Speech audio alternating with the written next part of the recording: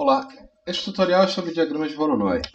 O que são esses diagramas, como eles são aplicados em design, como eles são trabalhados dentro do design paramétrico, com olhar especial para a arquitetura.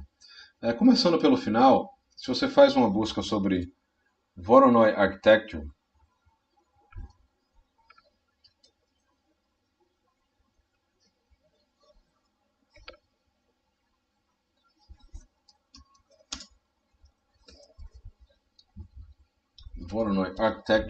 nós vemos que eles são muito utilizados em arquitetura, principalmente na geração de formas orgânicas, aqui imagens, ok? Principalmente formas orgânicas, e ele tem esses contornos que lembram a maneira como células se organizam em um tecido, além de outros objetos encontrados na natureza. O nome vem de um matemático chamado Gregory Voronoi.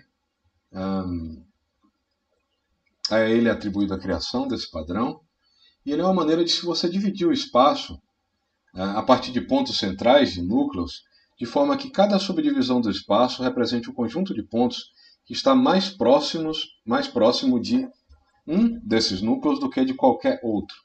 Isso acaba sendo a definição. No Grasshopper, nós temos aqui em Mesh e Triangulation um componente chamado Voronoi. Temos um 3D, temos alguns outros, mas esse aqui que nós vamos utilizar para o exemplo, e ele recebe pontos como sua entrada principal, na verdade a única entrada obrigatória, as outras são opcionais. Então vou criar uma série de pontos aqui de maneira aleatória, clicando na tela, vou selecionar esses pontos,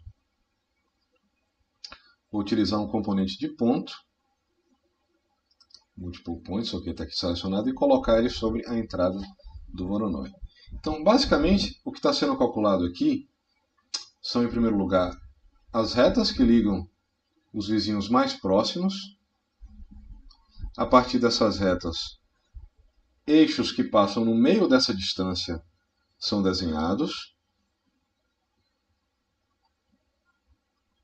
E o espaço é criado dessa maneira. Pegando em relação a outro ponto, temos outro eixo. E assim essas células são fechadas.